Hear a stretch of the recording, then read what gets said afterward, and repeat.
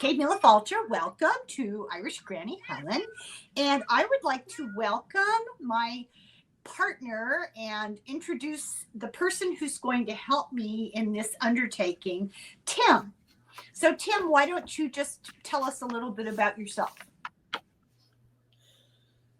Well, It's first of not a all, I'm trick. It's Texan. not a trick question. It's I, hey, you're going to hear me pause before I start to speak. It's just I know, habit. I know. You're in But it's Texas. You like, can't help it. I'm in Texas and um, I read cards.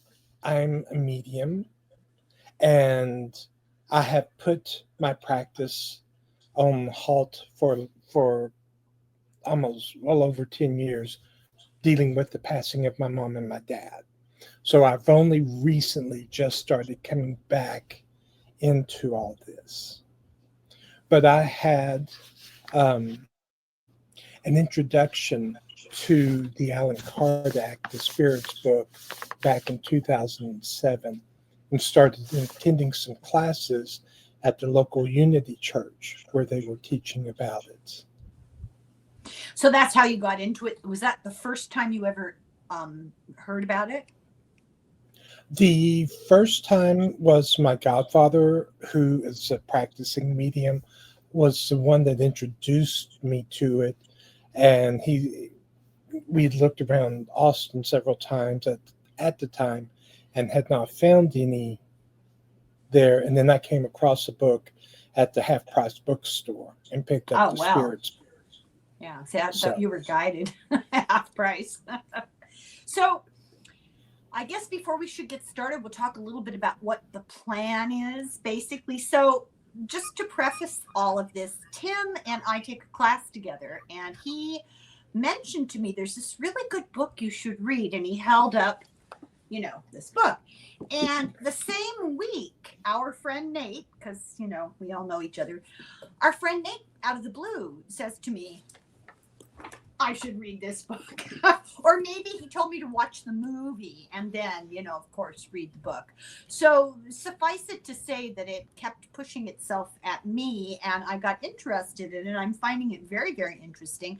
But this progression through the book will be the first time for me as for people watching. So, Tim, invited him to do this with us because he's more familiar with it.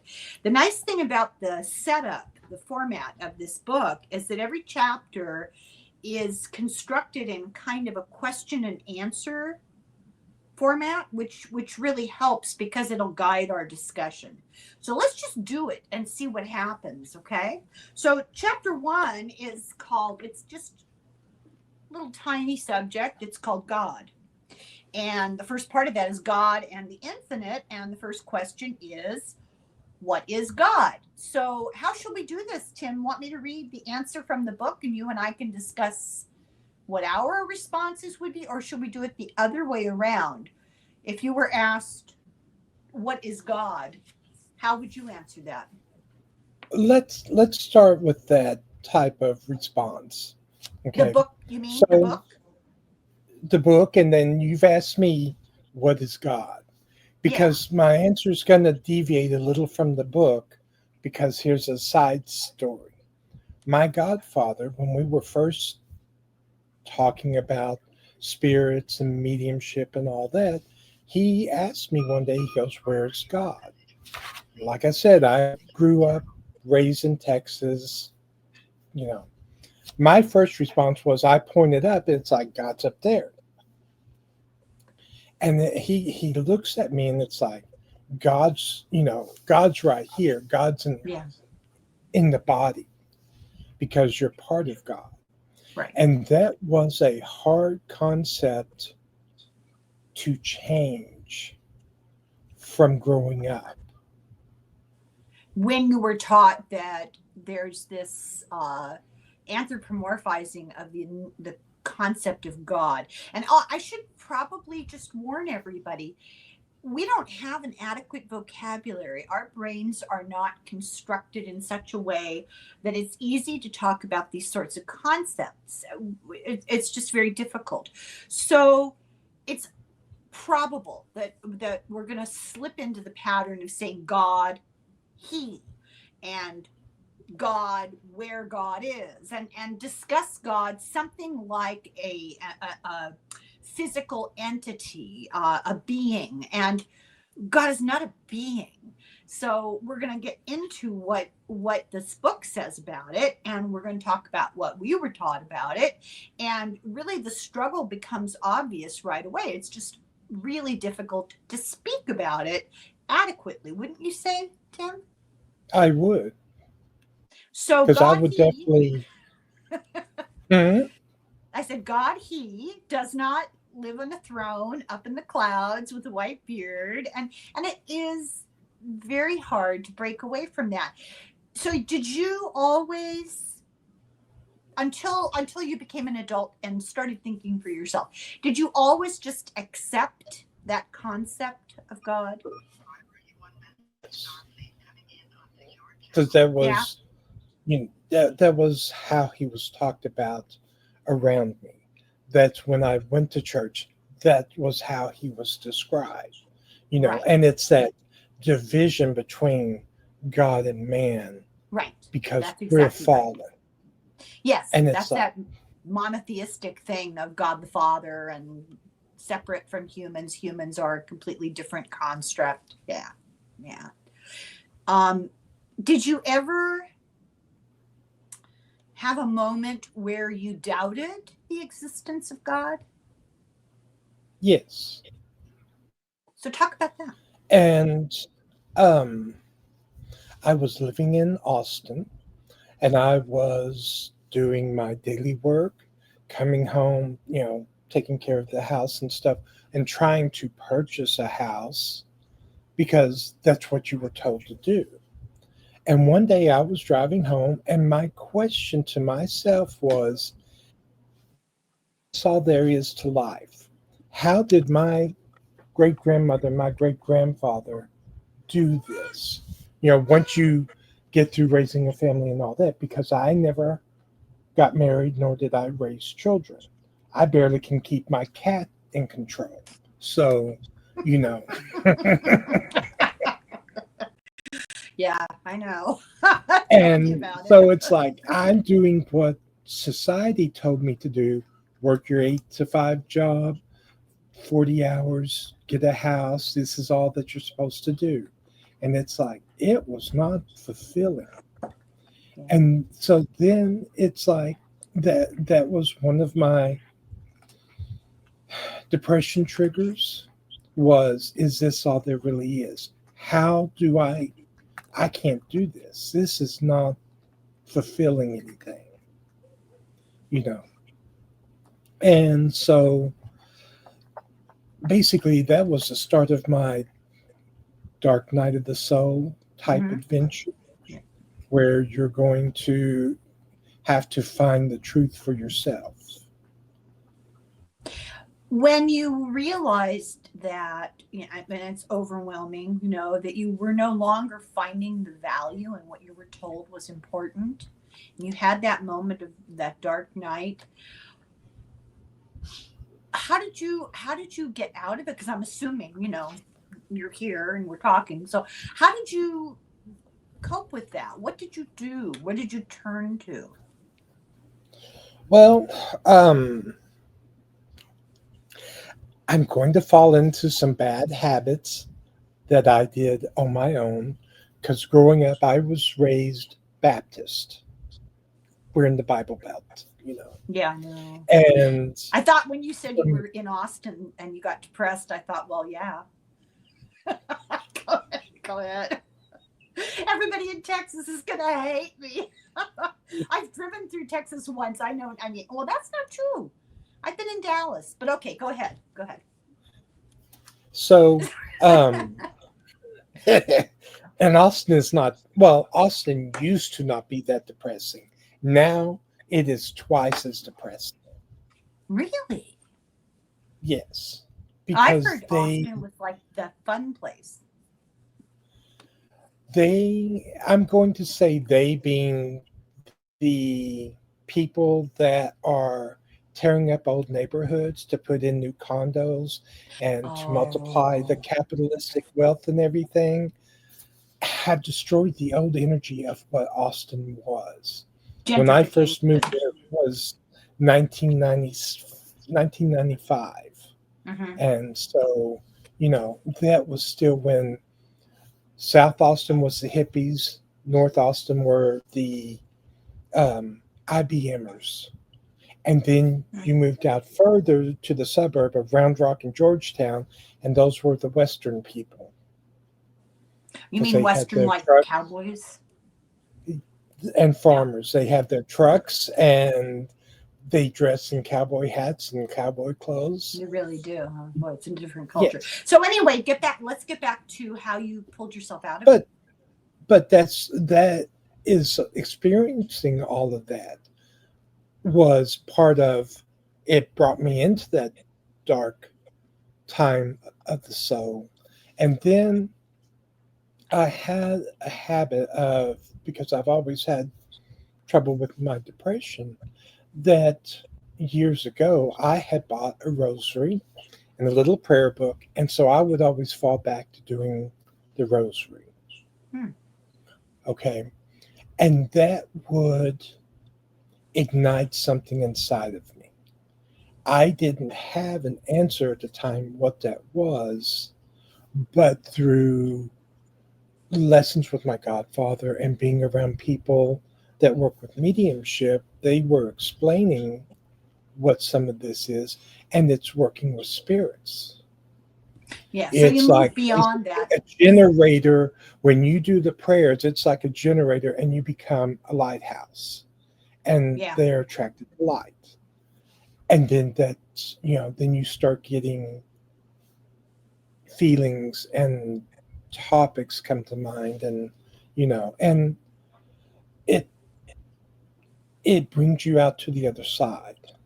Yeah. You Yeah. either, I mean, and either way, you're going to come out to the other side, but you're either going to come out with a faith in something that you believe, or you're faithless. You go through the Yeah. motions. Yeah. Well, it's interesting. I think most thinking people, contemplative people, would go through this. I think having your faith, let's just use that as a small f, having your faith in something larger than the material world, having that shaken is, I think, part of a larger process of spiritual evolution. I think you almost have to go through that to get to the other side. So we're at the very beginning where we're asking ourselves, what is God? It's a presumption that there is a God. So we have to define our terms so we know what we're talking about. I went through something similar. I was raised a Catholic and was well and truly indoctrinated, but as I got older and I saw the inequity practiced by the institution, I saw how women were treated, and I saw colonization in the name of God, and I saw the sort of suffering that goes on around the world, and I thought, well, I'm not dumb. How would an all perfect, all knowing, all loving entity allow this to continue? Therefore, that entity doesn't exist. So I went through a period of being very aggressively atheistic about everything. It never made me cynical or less human towards other people. I don't know. That's not a very good way of describing it. But I was not naively sort of dewy-eyed, oh, we're all going to heaven. I just thought that was a ridiculous attitude. Look around you. What are you thinking?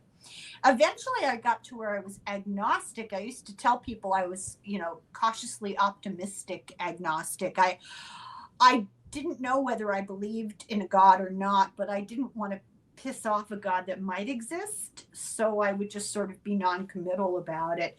But eventually I came out the other side realizing that if you read enough ancient works, start at the beginning and move forward into our time, you realize that anybody who has ever spent a lot of time in thought about this has come to the conclusion that there is something greater than ourselves going on. And interestingly enough, science is meeting that notion at this point. Platonic philosophy and plasma physics are sort of shaking hands in the middle here. It's really interesting. Exactly. So yeah, the Hermetic principles, it's really interesting. So we're starting our conversation with the statement that, okay, there is a God, but now we need to define what we mean by that. And we don't mean some all-powerful being. We don't mean some being at all. We don't mean an old guy in a chair. We don't mean somebody punitive like the Jewish Yahweh. We don't mean any variety of organized religions' definitions of God. This is a kind of broader concept, wouldn't you say? It is, because the response to the first question, what is God, is God is the supreme intelligence, first cause of all things. Which And begs the question, you know what I'm getting at? to Who made me, God? it's Right? I mean, he, and I'm going to use the term he, yeah, and everything. So, habit. but Yes, just habit. the source is what I've been trying to get into the habit of calling. There had to be something that already pre-existed.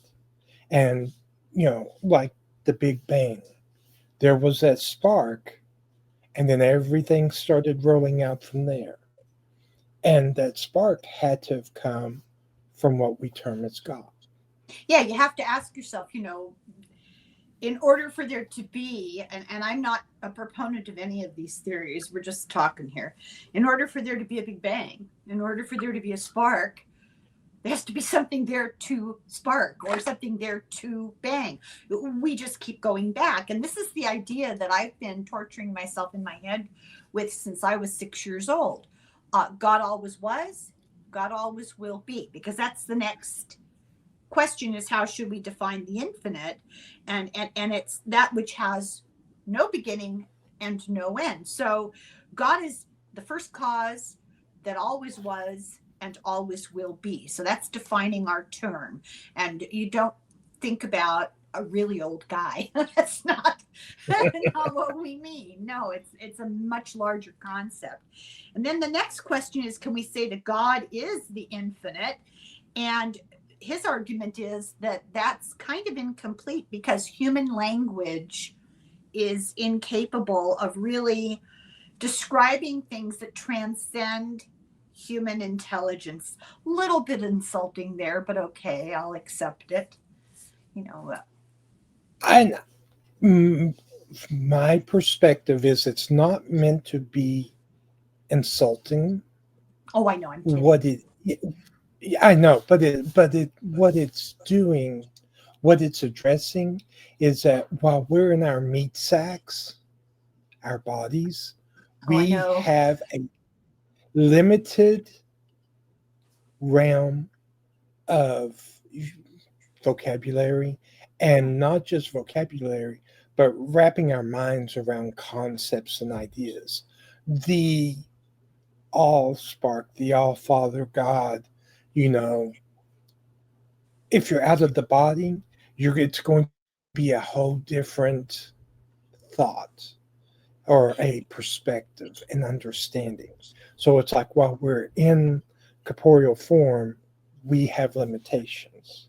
Right. Our frame of reference is limited to the 3D world. I mean, we are in a material understanding, trying to explain or understand something that transcends. And there are limits to what we can say and how much we can understand. We can try, though. I mean, it's our obligation, I believe, to at least attempt to understand this.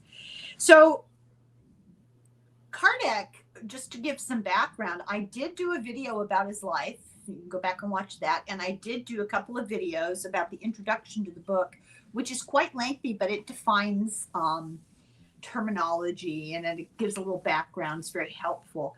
But Kardec, as you know, was a medium and worked with mediums. Am I correct about that? I would say he was more of the catalyst. He Okay. himself was not the medium per se, because the basic definition to Kardec system, which is spiritism, is anybody that gets a message and transmit that message to where it's supposed to be going is a medium. But then you have all sorts of mediums, whether you see, hear, feel, Right, right. the different clairs.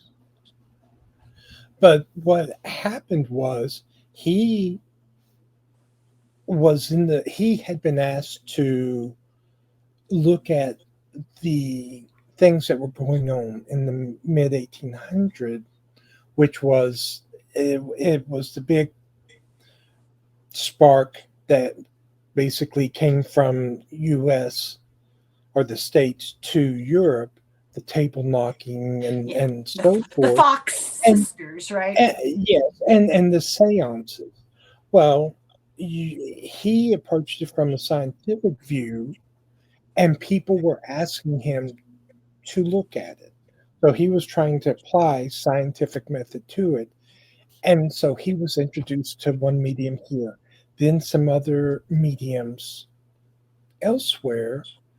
And he started asking questions and didn't tell each one what he was asking. Yeah. Each medium. And the answers came back the same. And which kind of blew his mind, I think. Yeah. I love it's like he was scientific. I want to get that in there right at the beginning, that he approached this, because a couple of people commented on the video I made about the introduction and said, this is really interesting.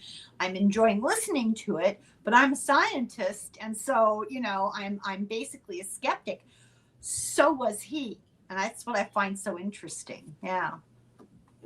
And a lot of it was, without trying to repeat what you talked about in your videos, he was given messages. Like in the movie, they used an example of where he was talking with his wife, and then sitting at the table with the mediums, they were repeating the conversation that he and his wife had. That's so interesting. Okay. And spirit will do that. So when we get more into the book of spirits and you're talking in the realm of spirits, you will find that they do that a lot. Well, I think it's significant even for us that in a period of about 7 days, the three of us suddenly began talking about this book. I just think that's significant. It's not like we saw it on Entertainment Tonight or something, No, that was truly somebody higher up going, here's a message. What are you going to do with it? Well, I obey. When I get those messages now, I have learned when things present themselves from multiple different directions, I'm supposed to pay attention. So there's got to be something valuable in this for us to understand. I'm not saying that we have to believe any of it, but this is interesting. This stimulates our thought processes. It gets us asking questions. It's called critical thinking. It's a very good thing. Yes. So talking about human beings being inadequate, I'll get over the hurt. That this transcends human intelligence. Let me quickly read this one paragraph because I think it summarizes it. In perfection, God is infinite, but God is also more than the infinite, and we make an error in logic when we equate the two. A quality possessed by a being cannot be considered identical to the being itself. So I would think in terms of, you say God is love. So that's a quality and you're equating it to the being, but it's inadequate. There's so much more to what you're trying to describe. So you describe the concept of a source, a God, as infinite. Well, okay, it's a nice place to start, but there's a lot more. Is that basically what you're getting? Okay. Yes. Infinity is an abstraction.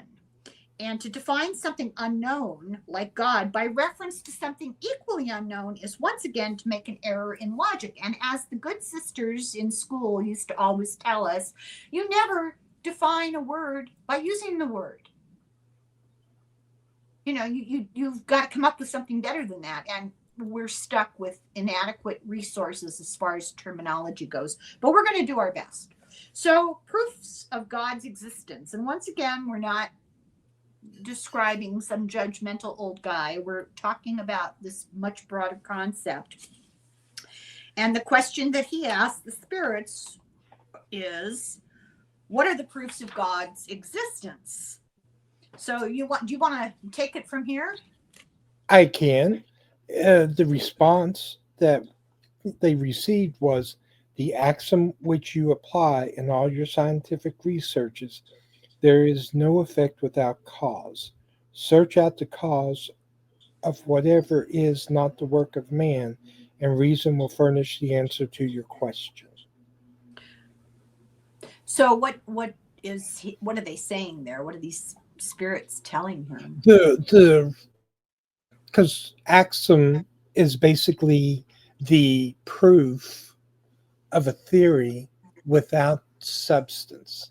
So everybody agrees that there is rules that obey scientific research. Okay. So then you're applying that and you take out anything that is a work of man, then what do you have left? Which sort of to me goes along back to that what is Occam's razor? The simplest Whatever, thing is, yeah. you Go know. ahead, say it. Okay, I'll try to do it. Yeah. It's that when you have eliminated all of the possibilities, the thing that's logically left is the probable answer, and it's usually the simplest answer. When I was in school and when I worked in the hospital, they used to always say that, if you hear hoofbeats, talking about diagnosing something, if you hear hoofbeats, don't think zebra, think horse. The simplest thing is almost statistically always the answer. And so this is to assure ourselves of God's existence. We only have to look at the works of creation and the source. The creation comes from something. It didn't just manifest out of the clear air. Well, first the air had to be made.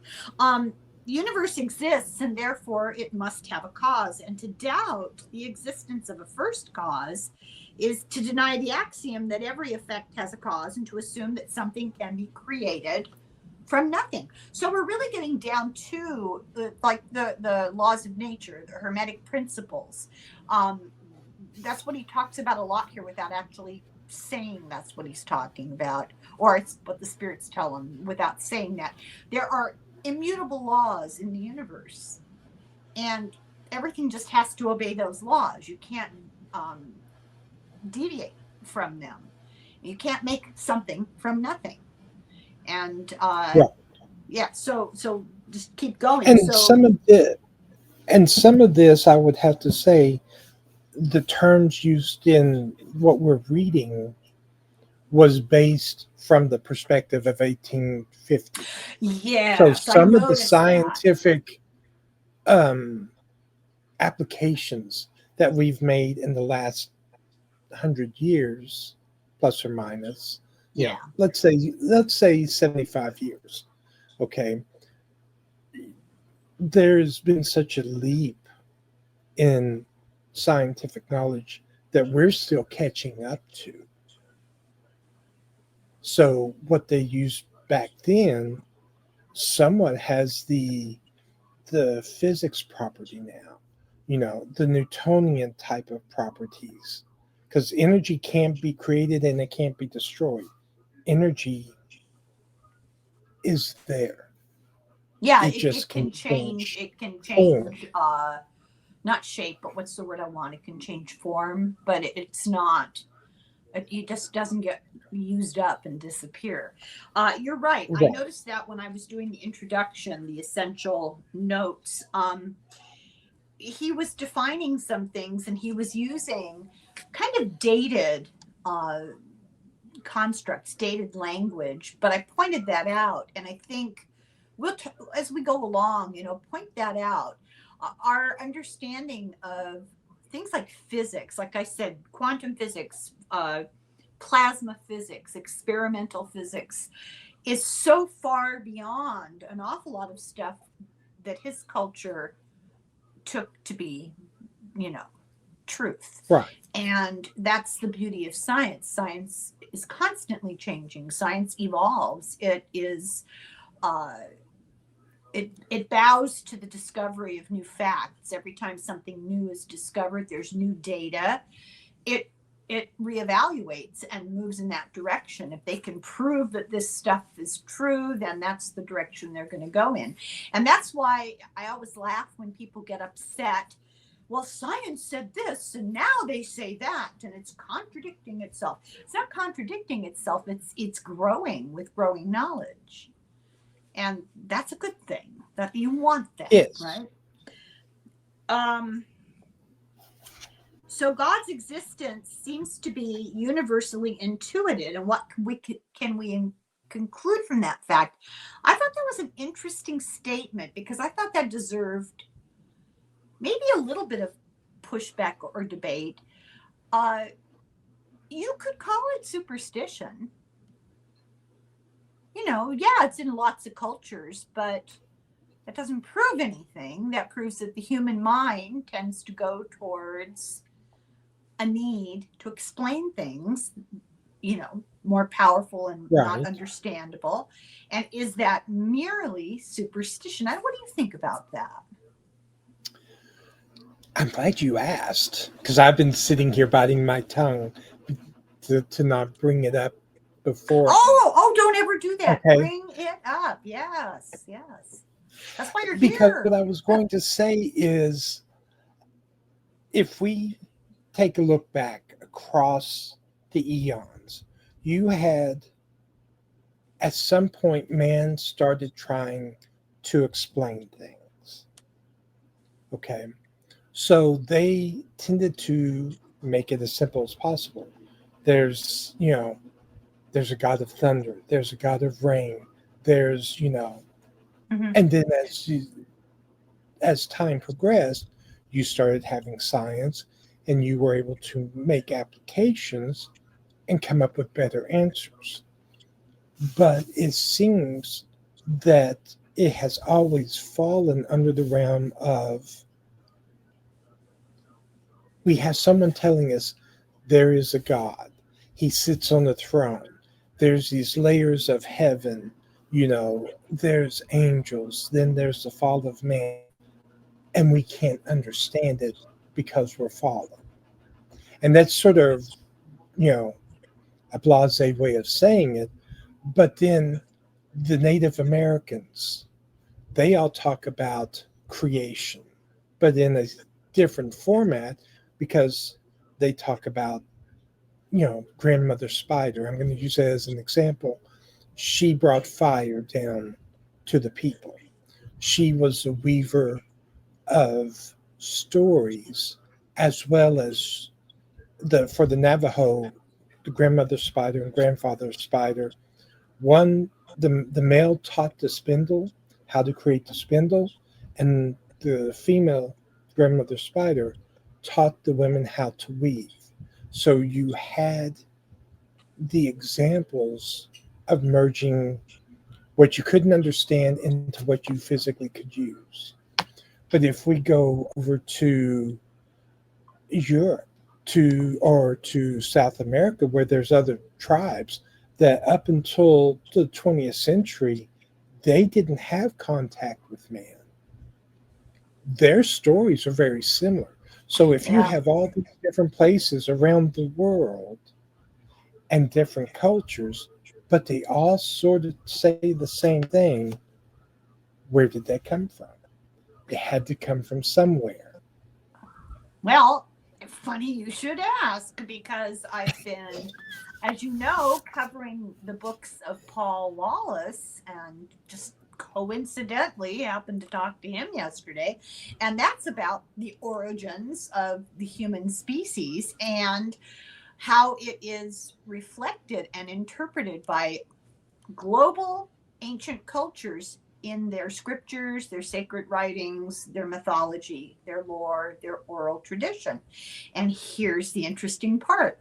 He has been collating this for a very long time, and he's a linguist, amongst other things. He's also a theologian, a church doctor, and a archdeacon. Well, Right. formerly an archdeacon. And so he's got some perspective, and he has tons of experience in philosophy and thinking about these great thoughts. Let's put it that way. And what does he come to in conclusion is that when you correct all of these scriptures for errors in translation or understanding of terminology, they sort of all converge to the same kernel of a story, which is an off-planet origin, a hybridization origin, and all these stories about Thor and Odin and Ares and the Osiris and just the global gods and goddesses, global mythology. They're not really always talking about gods. They might have called them gods. They're talking about off-planet entities who were interacting with human beings. Right. And you're absolutely right. There is a universality to origin stories and basic, I don't know what the right word is, but not religion, but basic sacred thought all around the world. It's And see, and very interesting. I would say cosmology.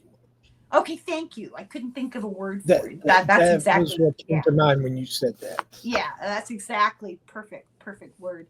But there's a commonality there running through it, and I don't think it's because, well, people are the same everywhere. I think there's a little more to it than that. Hmm. What do you Which think that this is the influence of another plane, the spirit world, or do you think its foundation is really in actual physical material experience? mine, I'm going to be honest, I'm biased to start Mm-hmm, with mm-hmm, because I hold so much to spirit. mm-hmm. Okay, so yes, it is the spirits that have been bringing ideas and vocabulary and terminology and to say like history, Enlightenment. written dreams, and so forth forward because we lost touch of some of this information so far back in the past because certain people wanted to maintain their control, Mm-hmm, that's if right. that makes sense. You No, I had think it something makes just said, absolute sense. I just like to point something out just for fun.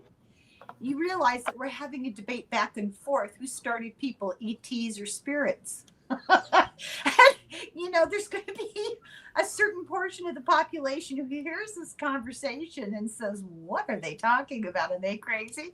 But that's just it. It's actually, in my mind, it's six of one, half a dozen of the other, because in my opinion, what they would call, I'm going to go ahead and use it, ETs, alien beings, off planet entities, are actually advanced and advanced spirits. So when we get information or knowledge or guidance from the spirit world, where is it really coming from? Sometimes, well, and we're going to get to that. Sometimes people who have died, sometimes entities that exist on a completely different plane at all times, you know, who were never incarnated. And in my opinion, sometimes from these beings who are still actively involved with us. I do believe that. And I don't think I'm unstable. I don't know. What do you think? Don't answer that. I don't feel that you're unstable. I would add to your description Oh, okay. taking ETs. Mm-hmm. Who created the ETs? Source. Mm-hmm. Yeah. They have a spirit. Yes. Their spirit is just much more advanced than where we're at. Okay, I see what you're saying, that all entities are guided by spirit. So but not only guided by spirit, but created by that spark. yes. Because there was always something needed to escalate to the next step. So if we needed ETs to teach us how to make fire and how to Plant seeds or save ourselves, things like that, they had to come from somewhere. yep. And it was permissible that you've got more knowledge, or you have attained that enlightenment that you're trying to promote the next group forward. So there's always progression. We just see everything from the Middle Ages as everything, the earth or everything revolved around the earth, according to the church for the longest time. And it's like, it's not all about us. There is a bigger exactly picture, And talking about alien beings does not negate the fact that they are spiritual beings. They are maybe materially, physically, technologically advanced, and maybe they're spiritually advanced. Just because they have fancy technology doesn't make them spiritually advanced. That's the other thing. They can have bad intention coming from a negative place. I'm not saying they do. I'm postulating that they could be unevolved and looking for power and control. That's not an evolved impulse, and be very technologically advanced. So I don't equate the two things necessarily, but there are those who would say all of the knowledge comes from disembodied souls here on earth that used to live here that are talking to us. I would not say all of it. I would say some of it for sure. And then I do believe that there are different kinds of souls that are very evolved, that like the angelic realm, for example. They're not old humans that are coming back to give us information. They're a completely different thing. And then there are other beings, entities in the universe, many, many others, and they're in a variety. Some of them are very, very advanced technologically and spiritually, and every variation in between. But a lot of people want to discount the notion of off-planet involvement. Other people want to negate that and the notion of spirit involvement. And I think that makes our existence much less interesting. Well, because I'm going to probably step out of bounds a second because we haven't gotten there yet. But as an example, we're talking about aliens and spirit and so forth.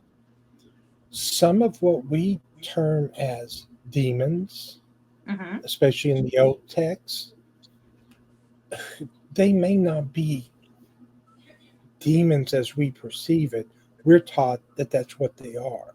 They could be an alien life in a different realm that exists differently than we understand because we're in corporeal form. Exactly. They're not necessarily corporeal, so they have a whole different rule of physics that guide them. And because we're trying to exist on our plane, there may be the issues where they don't know that they're actually causing problems, you know, like causing hurt or causing death. They just show up trying to find, it's like, oh, here's a new world. Here's these people. What's going on? Could be one explanation. Then you also have the ones, and I say the ones, the lower spirits, the lower vibrational spirits, they're out to harm people. So they will say, I'm a demon, I'm this, or I'm that, and their whole intent is to cause harm to this person because Yeah, they it's a sort of feel a psychopathic energy. but it also gives them strength because Hmm. they're on the lower vibrational, Right. because they cause fear, and especially if they cause Anxiety you to and yeah. kill yourself, something to that effect, then they have succeeded in building their power source. Yeah. That's why I say it's always going back to the rosary and the prayers.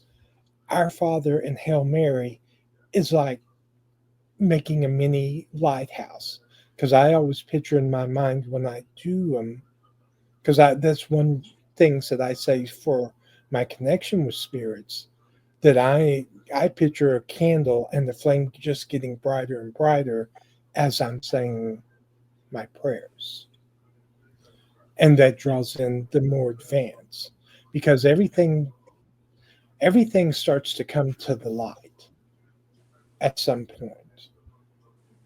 So Yeah, that's also yeah. when they come from other realms, they may be seeking the light and going, what's this? I've never come across this before, you know. It's a lot to think about. I don't disagree It's with you. I don't disagree with you at all. no, It's I'm just a lot to digest. I do think that there are as many intentions or agendas as there are types of potential types of beings, and that we get information from a variety of different places. But in order to accept any of that, you have to accept the notion that there is an existence beyond the material world, and that's a big leap for a lot of people. So here's a question. It's not in the book, but I think it's really an important question, because we're talking about the existence of God, and we've gotten through 3 questions, 1 page of the book. This is going to be a while, but here's my question. um, the stumbling block that I found for a very long time, that I finally think I figured out for myself, and it had to do with a better understanding of Eastern philosophy. But what really prevented me from embracing the concept of an all loving, all knowing, all powerful God was the seemingly unnecessary suffering on earth. When you see the things that are happening around the world right now, and the people who are suffering, who in our opinion don't deserve to suffer, innocent, we use the word right. innocent a lot. um how to justify that, and I could not justify it. I found myself very angry all the time, like, this just sucks, look at what's going on, this is so wrong, and a loving God would not allow that to happen. But here I was assessing, or putting my human emotions and value system on something that is so much larger, and it was not logical. It didn't make sense to do that. um, you have to go to Eastern thought to get a grasp of how to justify that kind of thing. If you are looking at it in terms of reincarnation and karma and dharma and those concepts that don't exist in Western religious belief, it opens up a new way of looking at things. Do you find that? I do, and I'm going to add a little more to it. Oh, good. That's why you're here, Tim. Don't hesitate. Go for it. Well, because I don't want to get too far ahead in the chapters either. Oh, I know. But It's this is some tempting. of my personal belief that, talking about karma and you know, coming around again on the wheel of life, because there's always reasons to learn. When you transition back into spirit, then the story goes you have a life review and you can hang out on the other side for a while, and then you may choose to come back. But each time that you come back, you're taking lessons that you want to learn that gives you the ability to elevate your spirit again. So, it's like there's all the suffering going on. And the first thing that comes to mind is from the traditional religious institution is they're fallen man, they are meant to suffer because they don't see it in Oh, the right light or something yeah. like that. And it's like, no, I have come to the conclusion that some of this suffering, and it sounds somewhat Catholic where you're saying offer it up to God, but it's like uh, you're going through the suffering to understand certain types of pain or what you may cause other people to feel because you haven't experienced it before. So it's a learning experience. But then we also have the whole free will that everybody else is out doing their own thing. And they may choose not to do their steps to elevate themselves because it's like, ooh, I've got power, I've got wealth, I've got this. So I'm not going to give this up. So they have actually, they haven't moved anywhere on that scale. They're stuck where they're at. But then you've got the ones that they take enjoyment of causing suffering and pain to other people. Yeah. And to me, Yeah. those are the ones that are on the lowest The realm. really lowest vibratory level. Yeah, you're absolutely right. I heard Correct. somebody talking about this today, and Nate actually told me to watch this woman, and I watched her for a couple of minutes, and I'll talk more about her when I can remember her name.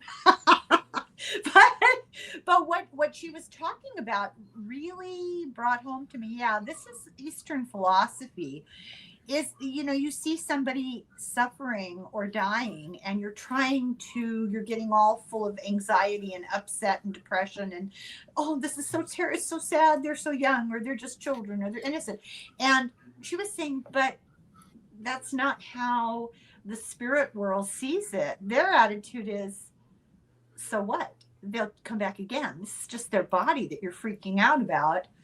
That wasn't quite the terminology she used, but But that you're is yeah, that's because your we see everything, and priorities. we see everything from the corporeal form. And I know I keep using Exactly. that term. I Yeah. don't know why that's what comes Well, to because my it mouth when applies, I but think in okay. that Yeah. form, but it's like we as humans, everything is about us physically, the Right. senses, what you can taste, what you can smell, what you can hear, you know. So to think outside that box gives some people, to put it in the easiest term, the willies. They just can't fathom Right. thinking Right. something different. So we it's are like, we are biological, we're animals, first and foremost. For the purposes of being in the three-dimensional world, we're animals. We have assumed this physical state, and one of our biological imperatives, something we can't get away from, is the urge to preserve life, to survive, that survival instinct. So anything we do spiritually, we first have to overcome the survival instinct. But we get stuck in it. We all get stuck in it. Every time I look at what's happening in Ukraine and what's happening, especially to little kids, I feel like, oh, this is terrible. I'm getting the hiccups. Sorry. It's so depressing. It's so sad. It's so all the emotions. And it's important to remind ourselves that we're allowing ourselves to be held down by the emotions of the three-dimensional world, that spiritually it's irrelevant in the larger framework of reincarnation and spiritual development. The question is not, oh my God, they've been bombed, they're dying. The question is, and this sounds so callous, it's not meant to, but the question is, what's the lesson here? They have a lesson. The people doing it have a lesson. The observer has a lesson. It's a lesson for everybody. It's not about, oh, how sad the body is dead. But see how difficult that is to overcome. It's very, very hard to get beyond. We have to constantly remind ourselves. Go ahead. I was going to say, and one of the things that makes it different now is our ability of communication. We see almost something in real time now, where 100 years ago, it took sometimes weeks to get updates, or you hear stories of what's going on in a war situation. You didn't actually see what that really meant. Not that we're not advocating for ignorance. That's not what we're talking about. Just the immediacy of it is all that much harder to cope with because we are sensory organs, and we can't avoid that. So we've kind of decided that we're going to stipulate that there is a source, an infinite source, and let's see what else. We haven't made a lot of progress here. This has been a fascinating conversation. I can see where it's going to take us about 15 years to get through this book, but that's okay because it's a process, right? We have all the lifetimes in the world. So that agreeing that there's an intuitive sense that there's something larger than ourselves that's global and timeless. So what's in with the cause of these properties, these essential properties, the first cause, what this question is asking, I'm going to put it in words that I think I can understand, is, okay, there are laws of nature. Who wrote those laws? Who died and made them God? Who invented the laws of nature, the universal laws? We keep saying these laws are immutable. These laws apply to everybody. They always prevail. Says who? That's the next big question. And then hand in hand with that is the question, what if all of this happened by chance? And of course, his answer to that is, that's ridiculous because you can't make something from nothing, just as energy is not created or lost, you can't create something material out of nothing. It just doesn't, it's not possible. So what are your thoughts on that small, inconsequential concept? I have to apply a lesson that a priest was teaching me during my RCIA. And what is that? It's the classes that you have to take to to come into the Catholic Church. Does the I stand for indoctrination by any chance? I would have to look it up to tell you exactly what it is, but it's. I think my job is to rescue you. I'm teasing. Well, because here's the thing. We were talking about God and existence and so forth, and he says, you have an atom, okay? Not Adam as a person, but Adam in the universe. Right. Adam and exactly. I was leaving that one alone. You have protons and so forth. Okay, they revolve around the atom. And it is proven mathematically and scientifically that there are times on that revolution of that proton going around, it disappears. and then it comes back. Where did it go? It didn't die. It didn't stop being. It just changed its format. So it's like, if that's happening at a microscopic cellular level, that you're having atoms and protons interact on different realms, then you have to start applying that to the human realm.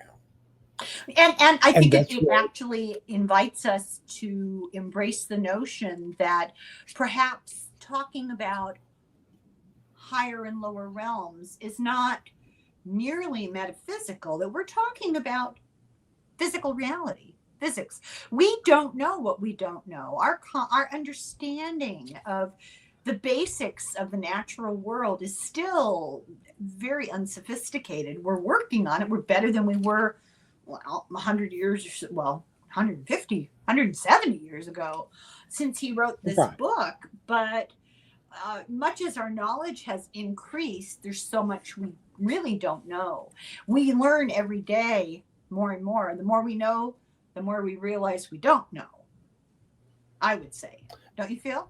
And that's one of the guiding, to use their term, axiom, that there are things that are happening currently that I can't put into language or understanding, because I have this boundary of not being in the spiritual form. Right. But we Okay, can do our best. so, We can try. right, but there are limitations. We have limitations of what we can understand. So each time that we get a little further on interpreting a scientific discovery, and we move a step further, that's expanding that knowledge scale a little more. Tim, I So, always say I need things to be really, really simple for me to grasp them. And I always think of these disciplines, I guess you'd call them, of metaphysics and physics. I think of them as opposite ends of the same continuum. And the more we learn, the closer together they get. And I've read a lot of physicists who actually agree with that. Some of the most woo-woo people I've ever read or encountered are experimental scientists, because they see the things they can't explain. And what that shows them is our understanding is so rudimentary still, because we can't explain these things. You can't deny you're seeing them. You can measure them, you can show them on imaging, and we don't know what that is, right? And as a right, result, instead of making them entrenched in their old beliefs and rejecting this stuff, they embrace studying it, and it expands their interest and their horizons. People like Max Planck and Albert Einstein and Carl Jung, people who were scientists, they wanted data and right. they wanted facts and they wanted a system and a method. They embrace these topics. They're not afraid of them. And I feel like a lot of the rejection of these sorts of topics, people are afraid to talk about it. People are either embarrassed to talk about it, or there's fear talking about it. And it's been inculcated from a very young age by institutional religion, because if you can keep people in fear and dependent on guidance, you can control them. Right. The end. And the other thing I would add to that is, the let's take institutionalized religion as an example. They don't teach you philosophy. They say, here's basically this doctrine. You must believe this from start to finish, because we say so. Because that's how we were taught to believe. And the person before them were taught to believe. Because as soon as you start acting any type of philosophy into it, you start asking questions. You start saying, wait, this doesn't apply in the way that you are saying that it Correct. applies. There's So nothing a we as a believer. humankind, Sorry. I was just going to say, we as a humankind have made a disservice of not teaching philosophy to everybody, but that not teaching the philosophy started, unfortunately, with the church in the Dark Ages. Oh, it started before that. It started long before that. There was persecution of philosophers and thinkers and contrarians that went back into ancient times. There has always been the urge to take control, take charge, and always religion has been a tool that serves that impulse. Um, there's nothing a believer despises more than uncertainty. People are predisposed to, if they're raised with a theocratic, paternalistic belief system, they're predisposed to want everything defined and outlined, and they can't sit with uncertainty.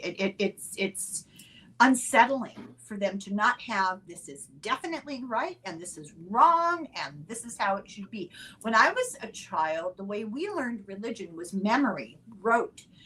We memorized the Apostles' Creed. We memorized the Nicene Creed. They're two different creeds. We memorized Right. formulaic prayers and rituals, and we memorized the Catechism, which was a collection like this of questions and answers, except you weren't encouraged to question anything. You were asked a question in order that you would spout out, and it had to be word for word, letter perfect, the accepted answer.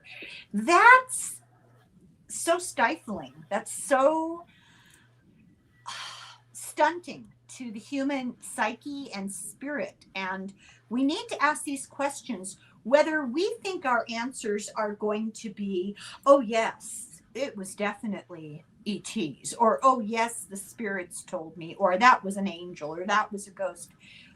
That's irrelevant. It's not what's the correct answer. It's how have you moved your understanding forward and opened up your, what's the word, broaden your horizons. Just broaden your Right. horizons, open your mind to not reject ideas that seem outlandish. Outlandish, it means something from far away. So I think if we could embrace more uncertainty and not depend so much on definitive answers, we'd be better off.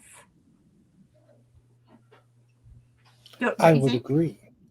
I And would you definitely feel like you agree. came to trust your own self when it comes to this stuff? Yes, because one of my sayings that when I even talk about it to somebody else, my truth is my truth. The truth that you find is going to not necessarily be the exact same truth. Mine might lead you to that understanding, and it's similar, and we will still have disagreements on Mm-hmm. things. Mm-hmm. And that's the human part of it. But the realizing that there's no true one way is the axiom. There Do is you know everybody Kim? has to find their. Go ahead. Yeah, your own route. Do you know Kim from Intuit View? Do you know who I'm talking Yes. about? Okay, Kim Carey.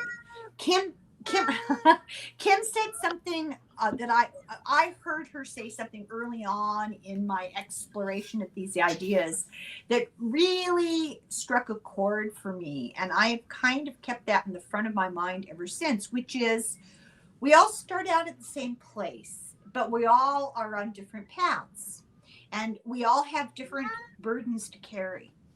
Some people just sail right through on a straight paved road, light of foot, and they're off to the races. We're all going to end up in the same place eventually. But the process of making that journey, of getting from where we all began and returning to where we're all going, is different for everybody. And there's no Right. right or wrong, it's just different. And it is what you need in this journey. The path you take presents itself because it's what you need. But eventually, we all convene down there at the other end. And wasting time telling people, oh, you're wrong, or do it my way is really counterproductive. The only time that's ever appropriate is if somebody's being hurt. Right. Other than that, people can be Buddhist or Seventh-day Adventist or atheist or whatever, and still lead an ethical life and end up making that spiritual progression, because we all have a different path. I like to remember that. I like to remind myself of that, because I want everybody to go exactly on my road, how I go, the right way.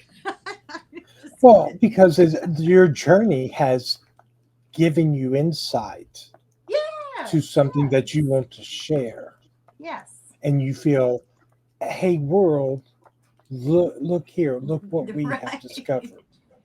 The truth is, I don't really have answers. I have ideas that I'm exploring, but you're never going to find me at your front door asking you if you found Jesus. It's never going to happen. If I had to pick the one thing in this world that it bothers me more than anything, it's proselytizing. I hope that's not what we're doing. I don't think so. No, because it's a choice. I would say not, because we're trying to actually step away from our ego, first of all, and saying, we don't know, we don't know. Oh, we don't know. We don't know anything. Yeah. We can tell you that there is a God, but it's not the preconceived image that has been fed to us. Yeah, it's an inadequate term for something that's not a being, not an entity. It's a something, and we can't even tell you that. That's really sad. We're starting out right out of the gates with just like nothing. We have nothing. I can't explain it. I don't understand it. Let's go. But that's basically like the Big Bang, isn't it? Yeah. And actually, we start with nothing, and then something happens. Nothing comes from nothing. So you're starting with something. Right. We just don't know what it is. This is going to be interesting, Well, like I said at the beginning, we don't have answers. We're just making an exploration and inviting everybody to join us and debate. And I'm hoping that we can somehow figure out, let me rephrase that I can somehow figure out how to get the live thing to work. Because, several times now I've attempted to do a live on YouTube, and everything says it's live. Everything. The button I push says you're live. The little eyeball is looking at me with the counter next to it to tell you how many people are watching. And yet nothing ever appears on YouTube. It's really weird. So if we can figure out what my problem is today with technology, I would love to have a kind of a live discussion with people who are interested in this. I think it would be very interesting. Yes. Open to other ideas, and we'll just have to try to figure it out. The cat has an opinion. So the cute. Cat is the cat. Okay. What's the cat's name? His name is Minky. His real name is Minx, but his nickname has been, because I got him when he was a baby, he's always been Minky. Is he a Manx? No. A Manx, what a Manx cat is. Yes. Yeah. No. He's just a regular run-of-the-mill tabby. Barn cat. Yeah. Well, Tim, this has been fun. I hope you feel better about this. I know you were a little bit apprehensive about, recording and doing this, and it's not so bad. It's just like we're talking. We could pretend nobody's listening. That might be more accurate than you realize. I hope you enjoyed it.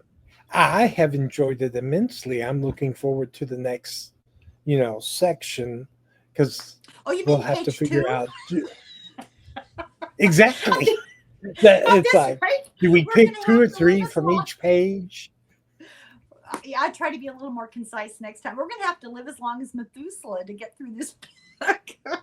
It's okay. I'm sure there are going to be sections of it that, are redundant or whatever. So, well, listen, I really am grateful to you for wanting to do this. I know it's hard to find time. You're going to school. Life is, life gets in the way, but this is important. And I'm hoping that these ideas provide people with some insight into, this. Yes. You know what I'm talking about. And I mean, yes, we have real life things going on, but I sort of feel that I was given a set of marching orders. So that you have to do this. Yes. So it's like my human side is like, I got the time wrong when we said we were going to meet up online. But it's a different time zone. Again, another one of those man-made objects, Yeah. But Time has no meaning. Time has no meaning. So don't worry about it. We get it all figured out. So thank you very much a week. for having I'll tell you what, I've been struggling with time all week. Things running later than I even expected, and I even lost track of the fact that I was supposed to be I knew, but I forgot. You know what I mean? In the process, recording one thing back to back with something else, we ran over, which we never do. We never do. And then I went, oh my God! And the person I'm supposed to be getting together with is like, where are you? And I hate being late. I'm allergic to being late. So, okay, drives me insane. I don't care if other people are 3 hours late. Doesn't bother me. I always have something to do, but I have this irrational. It's a little OCD thing. I don't like to be late. Okay, so nobody needs to hear about this.